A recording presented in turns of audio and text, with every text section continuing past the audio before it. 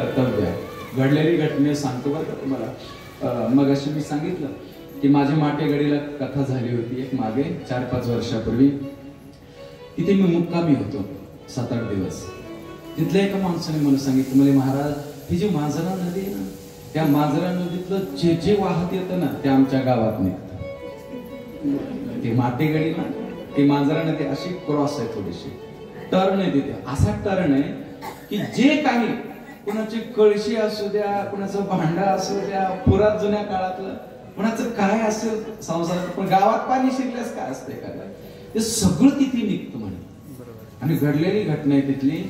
एक शेतकरी महाराज तिथे जो आहे त्याच्या जनावरांना तो चारत होता म्हणे, पडकामध्ये चालत असताना. आणि झालं असं, जुन्या काळातली कोणती तरी माता माऊली जी आहे ती जाचाला कंटाळून तिने उडी घेतली, सुसाईड केलं होतं. जुना काळ. ती वाहत आली होती. वाहत आली, मोठ्या घराण्यातली, पाटील घराण्यातली असावी, अंगावर दागदागिने सोनं वगैरे होतं. आणि ती आली एका ती जी बाभळीची कातडी असते त्याला अडकून बसली होती. तिचं जे शरीर आहे ते त्याने बघितलं म्हणे. लोभ बघा कसा असतो, माणसाला लोभ कुठपर्यंत घेऊन जातो आणि कसा घेऊन जातो. त्याने पुरात उडी मारली थोडीशी, पडला तिथे, गेला, ते गळ्यातलं कानातलं काढून घेतलं, आला परत माझ्यात. आता देवाने दिलं काय मिळालं, आता ते काय मिळालं तर त्याच्यात समाधानी राहावं ना. त्याने विचार केला, पायात काही त्रास आणखी राहिलं म्हणजे काढायचं. सायंकाळ होत होती, जरा अंधार पडत होता, जरा अशी वेळ होती. मारली उडी तिने, तो गेला, ते काढायला अडकून बसले तिथे. आणि जे महाराज ते पायातले ते जोडवे ना, ते असं जोरात ओढले. जोरात काय ओढलं ते वरून आलं, त्याच अंगावर पडलं. खेचल्यामुळे, ओढल्यामुळे, ताणल्यामुळे ती शरीर बॉडी पडली त्याच्या अंगावरती. ते घाबरून त्याने जीव सोडून दिला. आणि मग दोघही पुरात गेले वाहत. असं होत. जे अगोदर मिळालं त्यांना त्याच्यामध्ये माणसाने समाधानी राहायला पाहिजे ना. ते हाती लोभ करायला गेलं की असं काहीतरी जीवनामध्ये घडतं, त्याच्यामुळे स्वतःच नुकसान झालं त्याचं. आणि म्हणून लोभ जीवनामध्ये अति असून तृणावर्त. तृणावर्त म्हणजे वावटळ. आणि वावटळमध्ये काय असतं, सगळा कचरा असतो. जे आहे ते सगळंच्या सगळं वर घेऊन जातात. तसं काही काही माणसं आहेत ना, अति लोभामुळे फार वर जातात. आणि ते देव एकदा वरून पुन्हा खाली पाडलं ना, खाली पडला की पुन्हा म्हणतात, देवा आमच्यावरशी कसं काही मिळाली रे म्हणतात.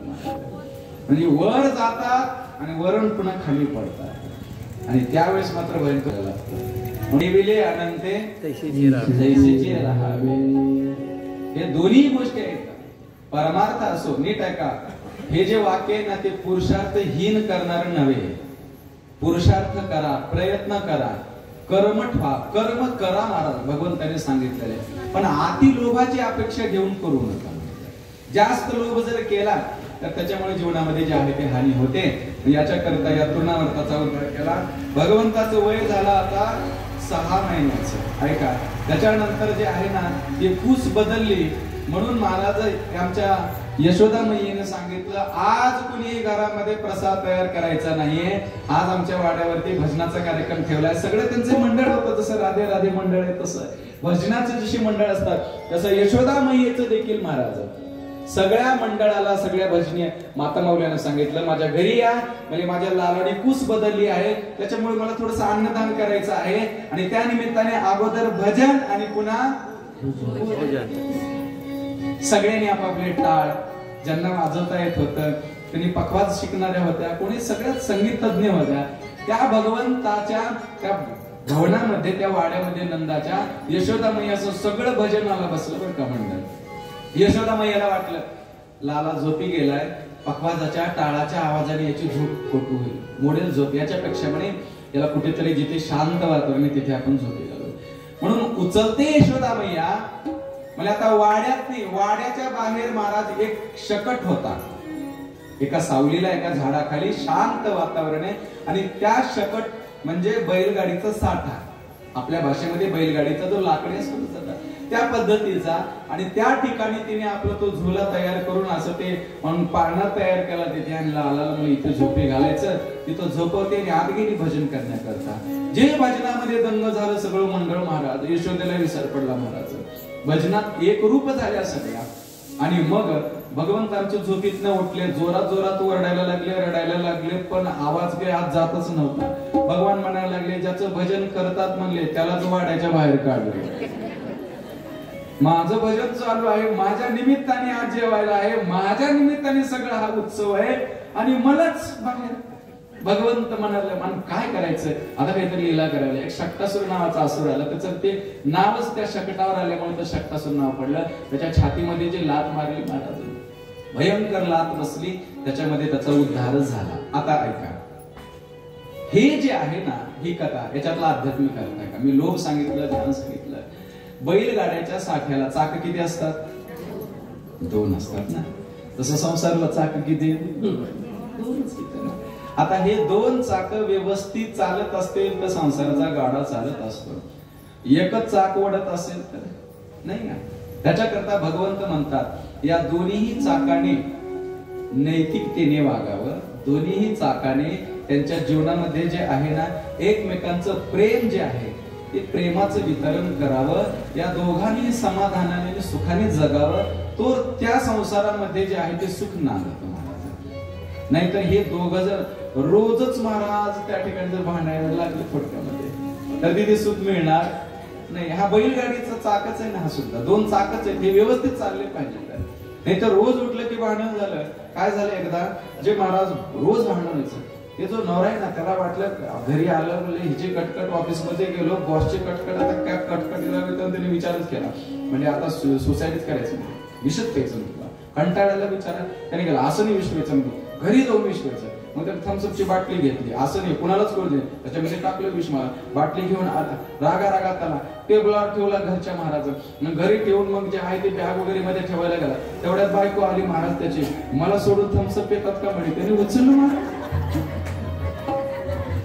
आणि तिने पिल्याच्या नंतर नवरा आला, काय केलं, मला पिलं का, मला पिलं काय होतं याच्यामध्ये, याच्यात मी विष टाकलेलं होतं, विष टाकलेलं होतं म्हणले की मी महाराज त्याने लगेच हॉस्पिटल नेलं. लगेच महाराज त्या ठिकाणी मेली नाही बरं का, विचार करू नका कसं. आणि तिला सांगितलं, अगे म्हणजे माझा घरी आल्याच्या नंतर नीट बोलत जा, म्हणजे ऑफिस मध्ये टेन्शन असतं त्याचं, आणि इथे आल्याच्या नंतर मला कंटाळा आला होता, म्हणून मी हा विचार केला होता. म्हणजे तूच पिलीस, म्हणजे इथून पुढे भांडत जाऊ नको घरी तरी त्या ठिकाणी.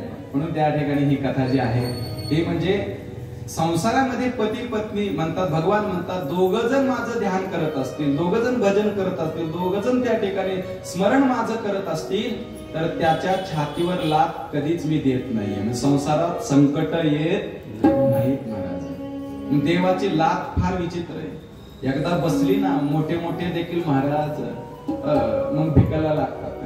ती लात असते, समजत नाही. भगवान जब देते हैं तो छप्पर या अर्धीच मन माहिती आहे तुम्हाला, याच्या पुढची माहिती आहे का नाही. भगवान जब छीन लेते हैं तो चमडी उधेड़ के छीन लेते हैं, मग काही ठेवत नाही जवळ पुन्हा. मग याच्या करता भगवंतानी आपल्याला दिलंय, संसारामध्ये पती पत्नीने दोघांनी त्याचं स्मरण करावं. त्या निमित्तानं आपण जे आहे ते अन्नदान म्हणा, सत्पात्रामध्ये दान धर्म जो आहे तो संसारिक माणसाने केला पाहिजे. कारण दान फक्त संसारिक आणि गृहस्थ आश्रमातच आहे, बाकी ठिकाणी नाही महाराज. म्हणून ही भगवंताची लात बसण्याच्या अगोदरच या ठिकाणी आपण त्याचं स्मरण केलं पाहिजे. म्हणून महाराज ही कथा म्हणजे या ठिकाणी सांगितली, शक्तासुराचा उद्धार झाला. भगवंताचा आता नाम संस्कार विधी आहे, त्याचं चरित्र या ठिकाणी सांगायला प्रारंभ करतात महाराज. अयम ही लोक नाही का, अयम ही रोहिणी पुत्रो रमयन सुरदौगुणै. राधे राधे. भगवंताचा नाम संस्कार विधी झाला. तो विधी करण्याकरिता त्यांचं ते ज्योतिष वगैरे, ग्रह नक्षत्र तारे वगैरे कसे आहेत ते पाहण्याकरिता गर्गाचार्य तिथे आले. कुठे? गोकुळामध्ये. गर्गाचार्य पंडित आहेत, ज्योतिष. आणि नीट आहे बरं का, ज्योतिष शास्त्र हे सत्य आहे, फक्त त्याचा अध्ययन अभ्यास केलेला तसा अभ्यासू माणूस पाहिजे. ग्रह नक्षत्र तारेत ना याचा परिणाम आपल्या बॉडीवरती होत असतो. म्हणजे महाराज अशा वैज्ञानिक युगामध्ये तुम्ही कसं अंधश्रद्धा मानता म्हणजे कुठे ग्रह कुठे काय नीट आहे का? बरं का सायन्स आहे त्याच्यामागे, फक्त आपल्याला ते माहिती नसतं. जर पौर्णिमा असेल तर पौर्णिमेला समुद्रामध्ये काय येते ना, सगळा समुद्र खवळतो महाराज, उभाण येतं त्याला समुद्राला. पौर्णिमेला अमावस्येला असंच का घडतं? कारण त्याचा जो ग्रह आहे ना त्या ग्रहाचा त्या चंद्राचा परिणाम त्या पाण्यावरती होतो महाराज. बहुतांश पौर्णिमेला ऍक्सिडेंट का होतात? कारण आपल्या बॉडीमध्ये द्रव जास्त आहे, रक्त आहे, आणि ते रक्त आहे ना ते त्या दिवशी जास्त स्पीड असते ना रक्ताची, ती जास्त असते, आणि त्याच्यामुळे माणसं निर्णय ना लवकरात लवकर घेतात. म्हणजे पूर्वी जे आहे ना ते मुहूर्त पाहिलं जातं, काळ पाहिला जातो, त्याचं काय निर्णय एकदा जर चुकीचा जर घेतला लागला ना तर आपला तोटा होतो, म्हणून ते पाहिलं जायचं. म्हणून जे काही आहे ना हे ज्योतिषशास्त्र ते सत्य आहे. या ज्योतिषशास्त्राचा परिणाम, या ग्रह नक्षत्राचा परिणाम जर पृथ्वीवर होतो, या वादळ वारे जे असतात हे सगळेच्या सगळे महाराज हे कशामुळे होतं? ग्रह बाधा हे सगळेच्या सगळं सत्य आहे, फक्त आपल्याला ते माहिती नसतं. ते ह्याला 12 ग्रह आहेत. आता सगळं ज्योतिष जर हस्तरेषाचं तुम्हाला सांगत जर बसलो तुम्ही, कथा झाल्या महाराज माझ्याकडे येतात, सांगा महाराज, असं काही तेवढं नाही. फलित ज्योतिष आहे त्याच्यामध्ये, नीट आहे का? आणि ते फलित जे आहे ना ते कळतं त्याच्या घरानुसार, याची राशी कोणती आहे, अमुक अमुक राशीचा म्हणून तसाच का वागतो, कारण त्याचा स्वभाव तसा असतो महाराज. किती समजावून सांगा किती त्याला तो ऐकणारच नाहीये. याच्याकरता हे ज्योतिषशास्त्र तयार झालेलं आहे, पण ते कळालं पाहिजे आणि सांगणारे तसा विद्वान पाहिजे. एक म्हातारी होती जरा थकलेली, आणि तिने एका ज्योतिषाकडे गेल्या, म्हणले मला आता माझा मरण आहे ना, कधी तुम्हाला काही कळणं झाले म्हणे, किती आयुष्य आहे तेवढं बघा म्हणे. ज्योतिष होता पण तेवढा काही अभ्यास नव्हता. त्यांनी सांगितलं 2000 रुपये लागतील. ठीक आहे 2000 रुपये देते म्हणे, आणि मग पण जवळ पैसे नाही. ठीक आहे, मग काय सांगायचं ते सांगितलं. आजी गेली घराकडे, मग ज्योतिष आहेत ना ते पैसे आणण्याकरता गेले. ते वाटेत जात असताना मोठा खड्डा होता, खड्ड्यातच पडले. खड्ड्यात पडले आणि त्या म्हातारीला ओरडायला लागले, सांगा कोणाला तरी मी खड्ड्यात पडलो आहे. आणि मग महाराज त्याला खड्ड्यातून वर काढलं. ती मग म्हातारी त्या ठिकाणी म्हणायला लागले, तुम्ही स्वतः खड्ड्यात पडणारे ते तुम्हाला माहिती नाही, आणि मी किती दिवसांना मारणार आहे, कसं काय सांगितलं तुम्ही, कसं काय सांगितलं? म्हणले मी आता पैसे देणार. अभ्यास ज्योतिषशास्त्राचा सत्य, परंतु ते जे आहे ना महाराज तसं शिकलेलं पाहिजे. नाहीतर ही काही पिंजरा घेऊन ते पोपट घेऊन बसलेले असतात. आता ते पोपट घेऊन ते दुसऱ्याचं भविष्य बघणार आहे, तेच म्हणतात महाराज पैसे द्या आम्हाला. आता त्याचंच भविष्य त्याला कळत नाही, पिंजरा पोपट्यावाल्याला काय दुसऱ्याला सांग. हाऊस म्हणून पाहणं ती गोष्ट वेगळी, परंतु खरं ज्योतिषाने ते खरं असतं. 9व्या ग्रहामध्ये जी 7.5 जी सांगितली जाते, शनी वक्र आहे, हे सगळंच्या सगळं, हे कुंभ, हे सगळंच्या सगळं आहे ना हे वैज्ञानिक महाराज आहे. याच्यामध्ये अंधश्रद्धा तीळ मात्र देखील नाहीये. एखादा जर आपल्या पृथ्वीवर आपत्ती येणार आहे, संकट येणार आहे, तर मोठे मोठे ग्रहामध्ये स्फोट होतात महाराज, जे वैज्ञानिक लोक सांगतात. आज ही बघा तुम्ही, भूकंप कधी होणार आहे, वादळ किती वाजता येणार आहे, हे सगळं ज्योतिषशास्त्राने सांगितलेलं आहे. म्हणून हेच ज्योतिष प्रत्येकाचं वेगवेगळं असतं. हे पाहण्याकरिता गर्गाचार्य त्या ठिकाणी आले, आणि गर्गाचार्याने भगवंताचा नाम संस्कार विधी करायचा ठरवला, परंतु उत्सव करायचा नाहीये, एकांतात करायचं. म्हणजे का? कारण गर्गाचार्य यदुवंशाचे पुरोहित होते. त्यांना हे माहिती होतं इथं यदुवंशातले बालक राहतात, आणि आपण त्यांचा नाम संस्कार जर थाटामाटात मोठा जर साजरे केला तर डायरेक्ट कंसाला कोणीतरी जाऊन सांगेल आणि इथे आक्रमण करतील. पुन्हा हे काय चाललंय कंसाला काहीच माहिती नव्हतं. तो नुसतं पाठवायचा, पण परत नेमकं त्याला ते ठिकाण माहिती नव्हतं, कुठे राहतो तेही माहिती नव्हतं कंसाला. आणि म्हणून इथे जे आहे गर्गाचार्य म्हणतात नंदबाबाला आपण चौघातच हा नाम संस्कार विधी करायचा. एका गायीच्या गोठ्यामध्ये काय पूर्वीची ती विधी वगैरे सगळी केली, आणि मग होम हवन झाल्याच्या नंतर ग्रह नक्षत्र तारानुसार भगवंतापेक्षा जे ज्येष्ठ असणारे आहेत ते म्हणजे रोहिणी पुत्र, अयम ही रोहिणी पुत्र रमयन सूरदौ गुणैः आख्यासते राम इति बलाधिक्यात् बलं विदुः। राधे राधे।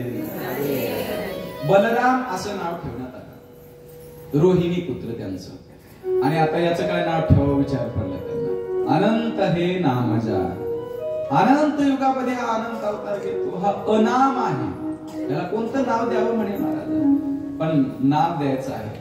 गर्गाचार्य म्हणायला लागले, नंद बाबा, यशोदा मैया म्हणायला लागली, महाराज याचं जरा नीट बघा म्हणे, याचं जरा भविष्य नीट बघायच्यावर खूप संकट येतात। कोणत्याही माता माऊलीला लहानपणामध्ये आपल्या मुलाचं कौतुक केलेलं आवडतच महाराज, आवडतच। पण लहान मुलं असतात ते, एकदा काय झालं, आमच्या संस्थानावरती तुम्ही बसलेलं होतं, झाड आहे तिथे, नांदुरकीचं झाड आहे, आणि एक माता माऊली जी आहे ना, ती माता माऊली म्हणाली, महाराज पोरगा आमचा अभ्यासच करत नाही, जरा बघा याचं काय कसं आहे, तर सांगा म्हणले याला, तुम्ही तरी सांगा।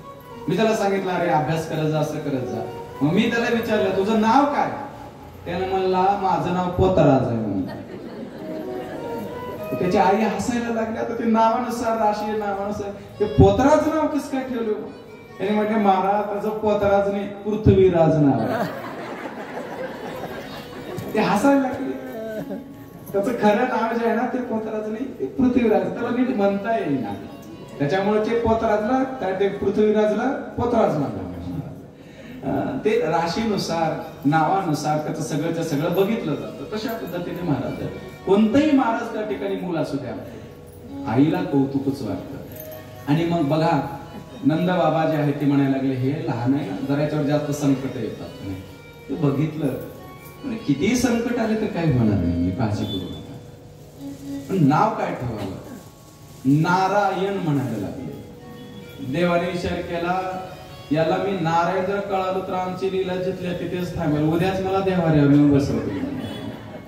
हो गर्गाचार्य, मी नारायण म्हणून सांगू नका, नारायण समगुण असा शब्द लगेच त्यांनी महाराज बदलला। नारायणासारखे याच्यामध्ये गुण आहेत, साक्षात नारायण असं डायरेक्ट म्हटलं नाही, लीला भगवंताची लीला आहे महाराज। आणि मग गर्गाचार्य जे आहे ते अत्यंत प्रसन्न झाले आणि श्री कृष्ण असं त्या ठिकाणी नाव ठेवण्यात आलं। आणि तदनंतर मग महाराज ते आता ते म्हणजे खेड्यात राहणारे होते, श्रीकृष्ण एवढं उच्चारण स्पष्ट त्यांना करता येत नव्हतं। म्हणजे महाराज तुम्ही आज बघा, एखाद्याचं कृष्ण नाव असेल ना तर त्याला किसना म्हणतात, ज्याला उच्चारण करता येत नाही ना, किसना असं म्हणतात, कृष्णा असं म्हणता येत नाही त्यांना। असं म्हणले महाराज, हे श्री कृष्ण असं थोडंसं अवघड वाटतंय, ठीक आहे, ते ग्रह नक्षत्रानुसार त्यांचं ते नाव राहील। आणि मग आता गर्गाचार्य म्हटले, महाराज ब्राह्मण देवत आहे आणि काहीतरी प्रसाद ग्रहण करून, मग मी स्वयंपाकी आहे, ठीक आहे, मी तुम्हाला सगळ्या शिधा सामग्री देते। आणि आमच्या यशोदा मैयेनं मग काय ते तस्मय म्हणजे खीर बनवण्याकरता सुकामेवा सगळं दिलं महाराज। गर्गाचार्याने स्वतः त्या ठिकाणी स्वयंपाक म्हणजे ते खीर तयार केली, एका त्या भांड्यामध्ये जी आहे ती खीर त्याने ठेवली आणि आपल्या झोळीतली छोटीशी प्रतिमा किंवा छोटीशी भगवंताची जी काही महाराज मूर्ती आहे, ती मूर्ती करून अगोदर नैवेद्य सर्प त्या ठिकाणी अर्पण करायचं आहे, म्हणून त्या ठिकाणी भगवंताचं आवाहन करायला लागले। भगवंत तिथं आले, ते म्हणले, गर्गाचार्य रोज नैवेद्य दाखवतात, आज नैवेद्य खातो म्हणे तुमचा। आणि ते भांड्यातली खीर खायला लागले असे। यशोदा मैया पळत पळत आली, अरे अरे अरे म्हटले, सोहळ्यामध्ये होते असं काय केलं म्हणले, आता म्हणले त्यांना त्या ठिकाणी विटाळ झाला। अशा पद्धतीने म्हणले, महाराज डोळे उघडा, म्हणजे तुमचं त्या ठिकाणी हे जे आहे खाण्याचं, हे तस्मै जे आहे, खीर जे आहे त्याने स्पर्श केला म्हणे, आम्हाला पाप लागेल म्हणे, महाराज तुम्ही आता हे खाऊ नका, तुम्ही दुसरी तयार करा, आणखी स्नान करा आणि पुन्हा मी तुम्हाला सगळं देते। पण गर्गाचार्याची समस्या फार मोठी, आता काय करायचं म्हणले, याचं उच्चिष्ट ब्रह्मादिकाला खायला मिळत नाही, आज भाग्य माझं उदयाला आलं, खायला मिळेल म्हणून जे महाराज त्यांनी ते भांडे धरले, कोण गर्गाचार्याने, पलीकडनं यशोदा मैयानं धरले। यशोदा मैया वडायला लागली, महाराज खाऊ देणार नाही, गर्गाचार्य वडायला लागले, मी खाणार, दोघेही वडायला लागले। भगवंत एकदा यशोदा मैयाकडे एकदा गर्गाचार्याकडे पाहायला लागले, काय चालेल म्हणले दोघांचे असे। यशोदा मैया म्हणायला लागली, महाराज पाप लागलं आम्हाला, मी खाऊ देणार नाही। गर्गाचार्य म्हणले, यशोदा अगं काय सांगावं म्हणे तुला, हा कुणी सामान्य नाहीये, याचं उच्चिष्ट आहे हे, ब्रह्मादिकासी दुर्लभ हे उच्चिष्ट, ब्रह्मादिकाला दुर्लभ आहे। गर्गाचार्य म्हणजे माझ्याकडे एक असा मंत्र आहे, तो मंत्र मी टाकला ना, हे सगळंच्या सगळं शुद्ध होते म्हणे। ठीक आहे महाराज, काय मंत्र टाकायचं टाकलं त्यांनी मंत्र उच्चारण करतात आणि गर्गाचार्य तो भगवंताचा प्रसाद भगवंताचं उच्चिष्ट त्या ठिकाणी प्रसाद स्वरूपामध्ये ग्रहण करतात आणि तदनंतर मग महाराज गर्गाचार्य अत्यंत मुदित म्हणजे प्रसन्न होऊन महाराज तिथून निघून गेले. आता भगवान जे आहेत ना महाराज ते रांगायला लागले आणि रांगताना रांगत रंगनी चोरीत लोणी धावणी धरती गवळणी गवळणी जी आहेत ना त्या भगवंताला पाहण्याकरता यायच्या आणि त्या वाड्यावरती येऊन भगवंताला उचलून घेऊन जायच्या महाराज. यशोदेची समस्या घेऊन जातात पण लवकर तहान लागली असेल भूक लागली असेल परत हे आणून देत नाही. पुन्हा यशोदामय्या सगळ्या गल्लीने आणि सगळ्या त्या गोकुळामध्ये फिरायचे आणि भगवंताला घेऊन यायचे. या सगळ्या गवळणी ज्या आहेत ना त्या प्रेम करायच्या बाकी काही नव्हतं. एक गवळणी ना आली खूप लांब तिचं घर होतं.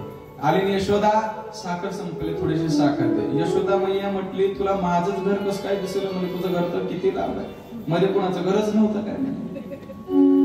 आता निमित्त साखरचं होतं पण पाहायचं होतं कोणाला भगवंताला पाहायचंय कृष्ण परमात्म्याला पाहायचंय. यशोदा मैयाने काय साखर द्यायची ते दिले. जाता जाता मग इकडे तिकडे महाराज बघायला लागले पण नजरेला दिसे ना महाराज. हरिने माझे हरिले चित्त चित्ताचं आकर्षण करणारा तो कृष्ण दिसत नाही. इकडे तिकडे महाराज पाहायला लागले आणि जाता जाता म्हणायला लागले यशोदा एवढ्या दुरून आले तसं एकदा दाखवच म्हणे त्याला बघूनच जावं. यशोदा मैया जी आहे ती घ्यायची आणि मग महाराज दाखवायचे आणि ती पाहिलिया वेद लावी आणि मग आमचे जे वत्सान मुंच क्वचित समय क्रोश संजात हासस्तेयम स्वादवत्य दधी पै कल्पतै स्तेय योगे. रांगत रांगत एका दिवशी गेले आणि जो उंबरवाटा असतो ना त्याच्यावरती पोट टेकवलं भगवंताने. आता पलीकडे हात टेकत नाही आणि मागे पाय टेकत नाहीत. आदांतरीच महाराज असा ओरडायला लागला पण जवळ कोणीच नव्हतं. नारदजी तिथून जात होते. नारद म्हणायला लागले अरे योग्यानो काय योग साधना करत बसलास म्हणे इकडे बघा म्हणे तुम्ही हे रूप बघितलं ना पण दुसरं रूप पाहण्याची तुम्हाला गरज नाही. रूप पाहता लोचनी सुख झाले हो साजनी. साजनी शब्द आहे बरं का. एका ठिकाणी कीर्तन झालं कीर्तनात एक माता माऊली माझ्याकडे आली आणि मला म्हणायला लागले महाराज एक शंका आहे. म्हणजे काय एक प्रश्न आहे. विचारा प्रश्न. काय प्रश्न आहे सांगा. ते जे म्हणताना तुम्ही रूप पाहता लोचनी सुख झाले असं नेमकं या 6 जणी कोण आहे.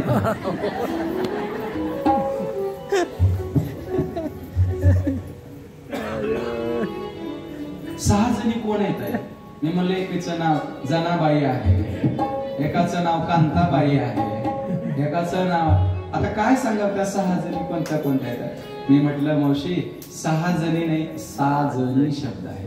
माऊली त्या बुद्धीला मैत्रीण करतात आणि ते रूपक आहे त्या बुद्धीला म्हणतात हे बुद्धी तो तर्क वितर्क खूप करतीस ना म्हणे एकदा ते रूप बघ आणि ते रूप बघितलं ना तुला असं सुख होईल असं सुख होईल.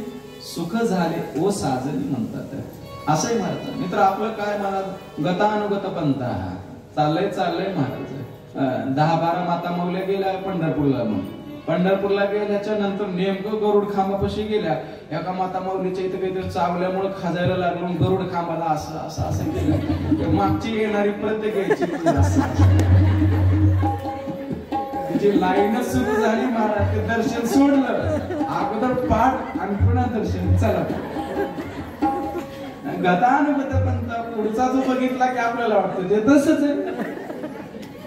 एकानं 6 जणी म्हटलं की तिला वाटलं की ते 6 जणी शब्द आहे. 6 जणी नाही.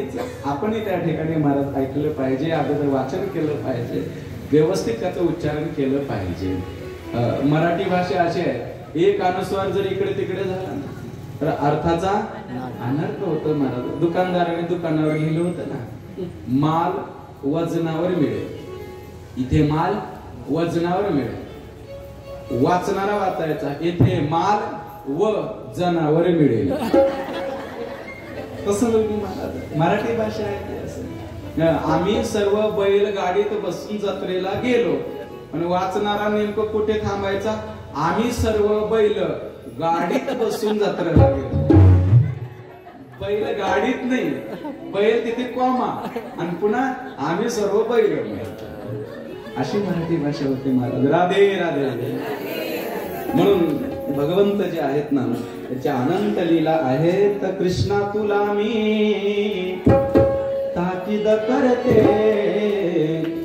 घरी कुणाच्या जाऊ नको रे. कृष्णा तुला मी ताकीद करते, घरी कुणाच्या जाऊ नको रे. कृष्णा तुला मी ताकीद करीते, घरी कुणाच्या जाऊ नको. मन तुला मी ताकीद करीते, घरी कुणाच्या जाऊ नको.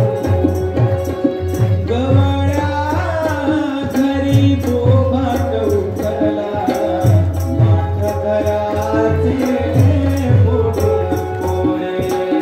गवळ्या घरी बोभाट उठला, माठ घराचे फोडून कोरे. रागीट तुझा पितानंद, मान तयाचा पाहू नको. स्वामी ताकीद करते, घरी कुणाच्या जाऊ नको रे. कृष्णा तुला मी ताकीद करीते, घरी कुणाच्या जाऊ नको. तुला मी ताकीद करीते, घरी कुणाच्या जाऊ नको. अनेक प्रकारच्या गवळणीने भगवंताच्या या लीलेचं गुणगान केलेलं आहे. त्याला बाललीला प्रभू जे आहेत ते रांगत आहेत. लोणी वत्सान मंचक क्वचित समय. मग देवानी पेद्या सुदाम्या वाकड्या बोबड्या हे सगळ्या भगवंताच्या मित्रांचे नाव आहेत. सगळ्याला बघितलं. अरे काय झालं म्हणे, तुम्हाला काही तुमच्या माता खायला खायला देत नाहीत का? ते म्हणले देवा सगळं डेअरीचं दूध डेअरीला चालेल.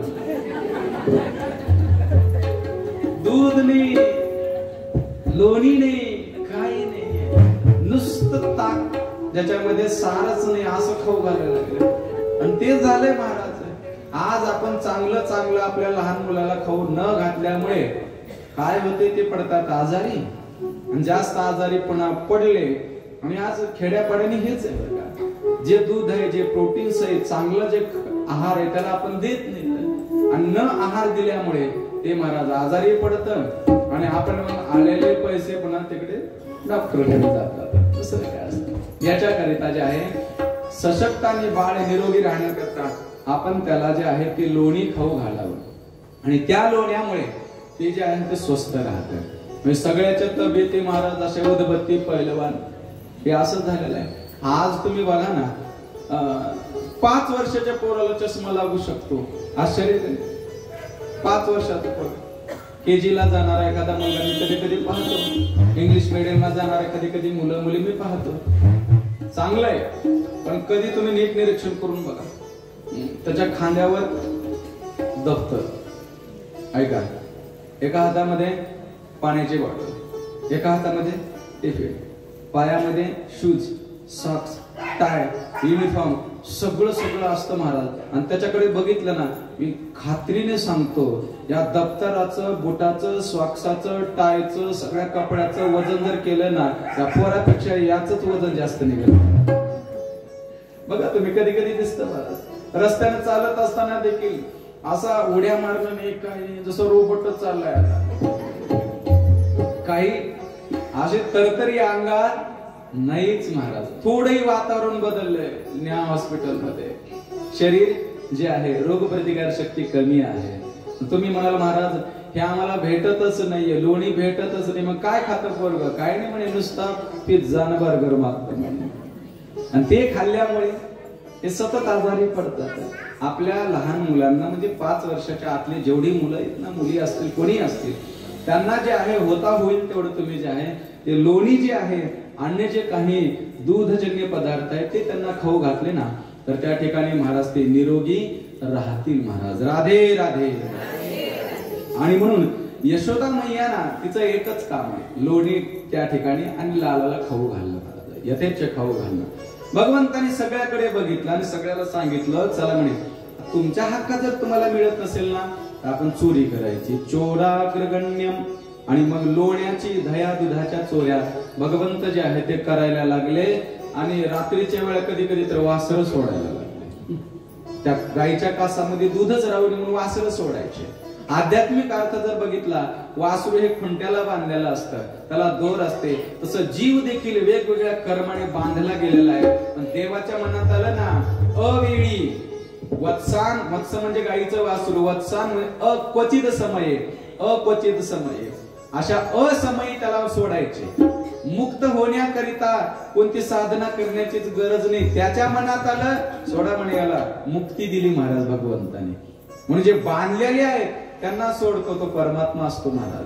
म्हणून अशा त्या भगवंताने वासर सोडायला लागले. कधी कधी तर भगवंतानी गायीच्या ठिकाणी गाढवच बांधलं म्हणून. आणि एखादी गवळण धार काढायला किंवा ते दूध काढण्याकरता गेले, आता गाढवाचा प्रताप आहे ते लाच देतो सोडा. ते भयंकर लात बसली, पहाटेची वेळ, तोंड सुजलं आणि यमुनीवर पाणी आणायला गवळणी गेली. बाकीच्या गवळणींनी तिचा चेहरा पाहिला, अगं काय झालं म्हणे, आणि तुला काय झालं, तुझ्या चेहऱ्याला काय लागलंय म्हणे, कशानं सुजलंय म्हणे तुझा चेहरा. ते म्हटले महाराज नाही, जाता जाता म्हणे त्या ठिकाणी अंधारामध्ये पडले आणि पडल्यामुळे महाराज त्या ठिकाणी लागलं मला आणि त्याच्यामुळे सुजलाय. तिथून भगवंत आपल्या सवंगडे सहज जात होते आणि जाता जाता ते म्हणे खोटं बोलायला लागले म्हणे, ही पडली नाही, हिला गाढवाने लाथ मारली. खरंय का ग? हो बाई. म्हणजे पहाटेच्या वेळी गेले खरं धार काढायला ते दूध काढण्याकरता, पण काय सांगू म्हणे गायीच्या ठिकाणी कोण गाढव बांधलं होतं काय माहिती आहे. म्हणजे गाढवाची लाद बसली महाराज. ते अनेक अनेक लीला, अनेक खोड्या भगवंताने त्या ठिकाणी सांगितलेल्या आहेत. म्हणून महाराज इथे शुकदेव परीक्षित राजांना सांगतात. तदनंतर मग जे आहे इथे खूप वर्णने, पण वेळेचा अभाव आहे, आपल्याला गोवर्धन लीलेपर्यंत जायचं आहे. भगवंत जे आहेत ना ते पुन्हा चालायला लागले, पळायला लागले आणि मग भर रस्त्यावरी लोक हसती सारी, यशोदेचा खट्याळ कानबाई थोड्या करतो यशोदेचा खट्याळ कानबाई थोड्या करतो यशोदेचा खट्याळ कानबाई थोड्या करतो यशोदेचा खट्याळ कानबाई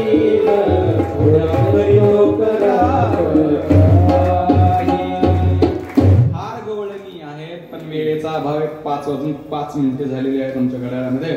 भगवंत जे आहेत ते आता पुन्हा खेळ खेळायला लागले. भगवंत खेळ एक प्रकारचा नाही, होतो तो हमामा, हे सगळीच्या सगळी शरीर स्वस्थ राहण्याचे खेळ आहेत. हे तर आजकालचे मैदानी खेळ राहिलेच नाहीत. का मुलं आज आजारी पडत आहेत एवढे, ते उड्या मारत नाहीत, त्याच्यामुळे महाराज त्यांचा खेळच मोबाईल मध्ये आला. एक जण तर मला म्हणले महाराज काय सांगा म्हणजे तुम्हाला आमचं दुःख. म्हणजे काय, मम्मी पप्पाचं डिप्रेशन आहे, एवढे पर्सेंटेज पडले पाहिजे. आणि मग काय समस्या आहे तुझी? काय नाही म्हणे, शाळेत गेल्याच्या नंतर एक विषय शिकवायला एकच मॅडम आणि एकच सर म्हणे, प्रत्येक विषयाला वेगवेगळे.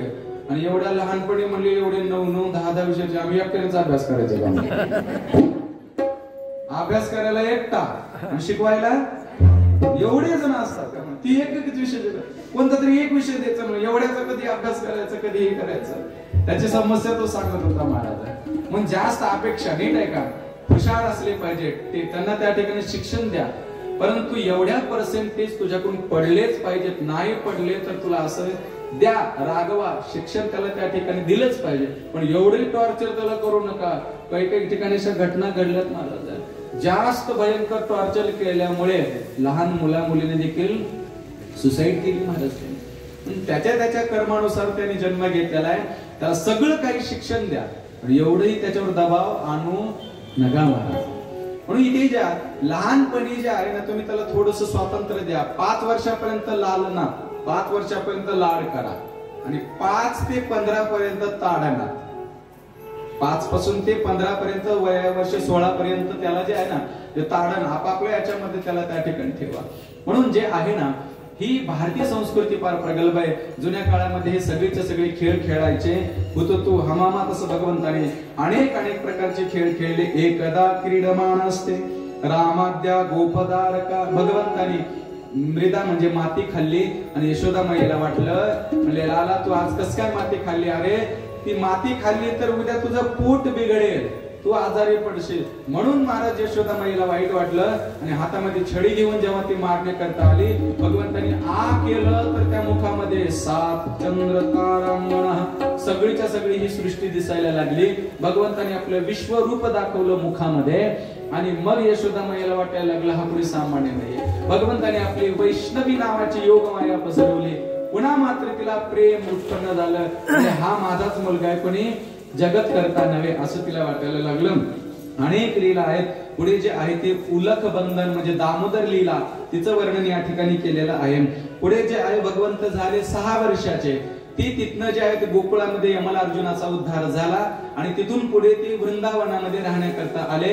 वृंदावनामध्ये राहण्याकरता आल्याच्या नंतर प्रभू जे आहेत ना गायी गोपाल, आता तो गोपाल झाला आणि सगळ्या वासरांना घेऊन तो अरण्यामध्ये जायला लागला. वृंदावनामध्ये त्या अरण्यामध्ये गेल्याच्या नंतर तिथेही आघासूर बकासूर यांचा उद्धार केला. पुढे परमात्मा जे आहेत ना महाराज त्यांनी सगळ्या गोपाळांना सांगितलं की उद्या आपल्याला काल्याची लीला करायची आहे. मग सगळेजण यमुनेच्या पात्रामध्ये सवंगड्यासह ते सर्वजण त्या ठिकाणी काला लीला जे आहे ते करतात. भगवंताची सर्वश्रेष्ठ अशी काला लीला आहे.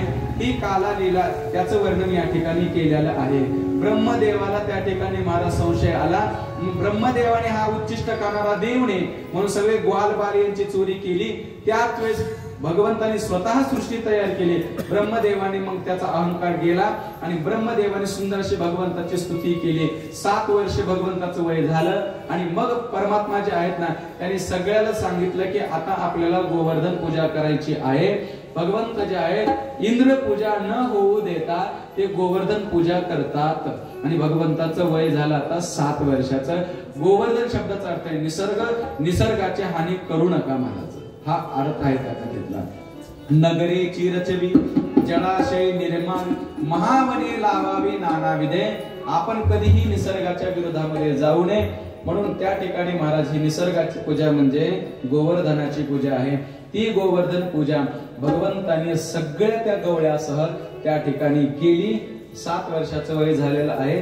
आता उर्वरित राहिलेला भाग आपल्याला उद्यापासून बघायचा आहे कारण अनंत लीला आहेत पण वेळेचा त्या ठिकाणी अभाव असल्यामुळे काही कथा आपल्याला विस्ताराने, काही कथा ज्या आहेत त्या आपल्याला त्या ठिकाणी महाराज समास आणि व्यास पद्धतीने आपल्याला ह्या कथा पाहायच्या आहेत. म्हणून आज एकादशी आहे. म्हणून एकादशी असल्यामुळे आपण गोवर्धन पर्वत त्या ठिकाणी प्रसाद स्वरूपामध्ये जे आपल्याला आणलंय आपण तेच आपल्याला प्रसाद या ठिकाणी मिळणार आहे. आजची कथा आपल्याला इथेच विश्राम. उद्यापासून उद्या भगवंताचा विवाह आहे. भगवंताची म्हणजे विवाहापर्यंतची कथा सांगितली जाते. ऐका म्हणून उद्या येत असताना सर्वांनी सांगायची गरज नाही पण सगळ्याला माहिती आहे लाल रंगाच्या साड्या परिधान करून या सर्वांनी.